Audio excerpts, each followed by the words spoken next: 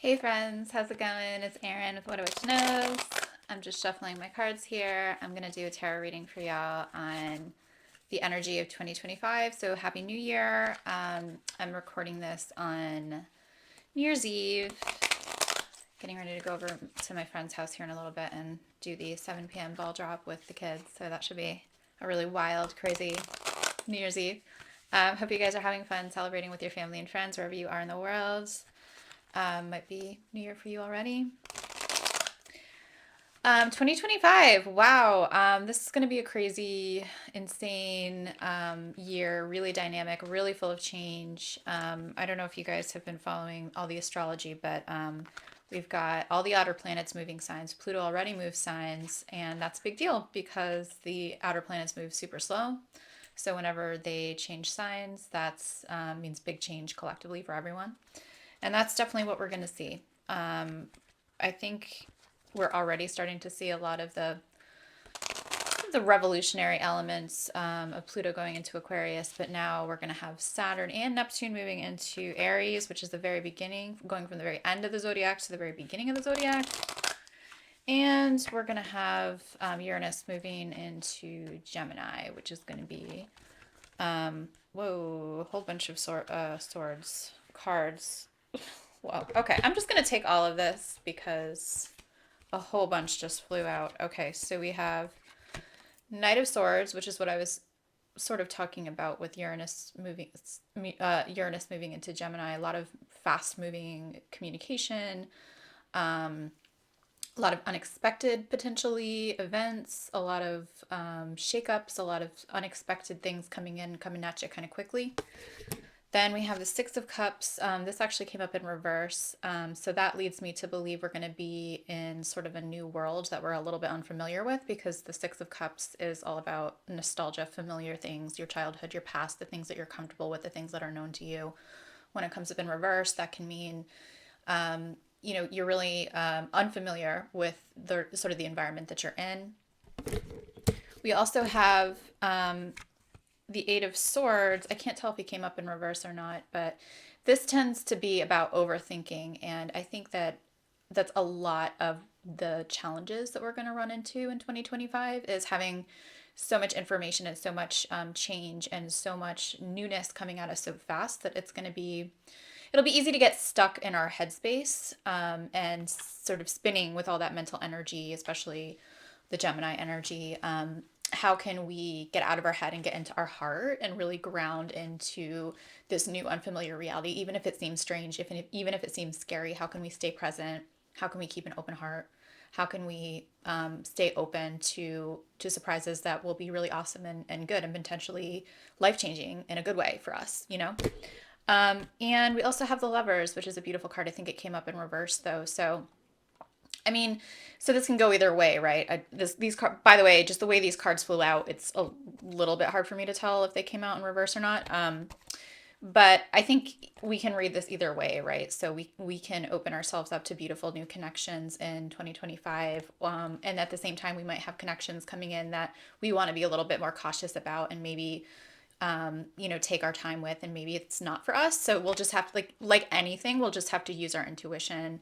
We'll just have to, at the same time as we're keeping an open heart, we have to use our discernment. Not every connection is going to be the connection for you, but you have to, you know, stay in your own sovereignty, make sure that you're trusting yourself, make sure that you're trusting what your heart is telling you, rather than what your mind is telling you. Okay, so I'm going to shuffle some more. I don't know why, but these cards feel really like jumpy or like sort of like an electricity or like a buzzy sort of energy. Like they're more energetic and they just seem all over the place. Like I don't know if I didn't put them in the deck the right way, but they're sort of flipped all over the place in a way that they aren't normally. So it just kind of tells me that we're jumping into sort of a heightened energetic period where there's going to be lots of energy moving, and we're going to have to learn how to ground that. All right, let's see what this is. Yeah, I knew he would come out. I saw him like several times while I was shuffling the deck earlier, Two of Cups. So again, and then on the bottom of the deck, this just came up, the Ace of Pentacles. So I really do think, as long as we're following our heart, there's chances for us to connect with new people, new projects, new things that are really aligned for us. And they could be brand new. They could be things that you're, having to take a little bit of a risk to open your heart and to open up and connect yourself with. But at the same time, I mean, this type of energy is showing, the Ace of Pentacles, that's showing me that it could be potentially a really fruitful connection. And especially now that we have Pluto in Aquarius, we have to open up to community and new friends and new relationships, and just kind of that recognition that we don't know everything and we can't do everything on our own. And when we connect with community, that's really the only way we're going to move society forward. And unfortunately, there's people in the world who are trying to divide us. And I think we're going to be seeing a lot more of that in 2025. But I think also there's so many more people on the planet who recognize that we're getting so much more done with unity as opposed to division. Especially now that we have Pluto in Aquarius, I think we're going to be seeing a lot more of that. I think it's going to be harder to see. I think the media is not going to be covering it. The media is on its way out anyway, as it exists now. We're going to have to, trust our own instincts, find our own sources, independent media, people that we trust on social media. All of the information that's coming at us, we're going to have to run through our energetic body, run through our intuition, run through our heart, run through our gut, make sure, we're trusting it. But it's not going to be the type of thing where we have like one or two main major sources of news media coming at us with this trusted stream of information. I mean, those days are gone. So it's really like anything else. The huge lesson this year is going to be learning to trust ourselves with the information we're taking in, learning to trust ourselves with the connections that we're opening up to, learning to trust ourselves with the projects and the jobs that we're taking on. We're going from this big period of having validation come from the outside in. And now that's flipped on its head. Validation is coming from the inside out, right? Like we have to validate our own selves, and come at the collective with that strong knowledge of who we are as a person. And we cannot let anybody tell us who we are, because that's how people maintain power over us. And those are the structures that are crumbling right now. So let's see. Do I want to take more? These cards are so crazy. And I'm even like talking faster than I normally talk. There's just the energy feels very heightened. I think we're in for a wild ride, a wild ride this year. I would recommend everybody buckle their seatbelts. I know that I'm not the first person to say this, that a lot of the readers and astrologers have been saying that this year is going to be one of the huge transition years into the next sort of like part of our transition as humanity into the new earth. And I really believe that too. I mean, that's what my gut is telling me. That's what I can see as well. So I would love to hear what you guys think. I would just before we go, this is sort of an interesting card that came out. The Seven of Swords, and then also the Knight of Cups.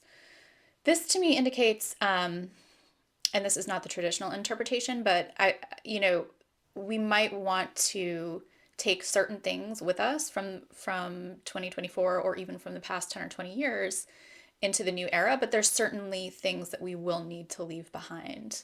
So I think we should all take a minute, and especially now around the new year, reflect on that, reflect on, I have skills, I have passions, I have things that make me feel really alive.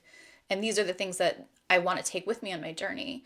But there's going to be other things that, make me feel drained, make me feel alone, make me feel sad. Whether that's a relationship, or whether that's a project, or whether that's a place.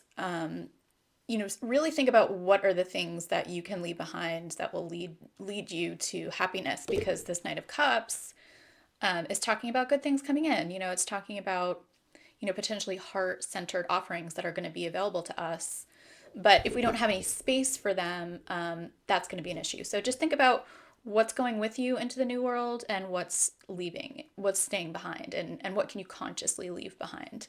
Because that'll be a big deal. All right, guys, I think I'm going to leave it there. I hope you have an amazing new year. Happy 2025, and I will see you all very soon. Love you. Blessed be.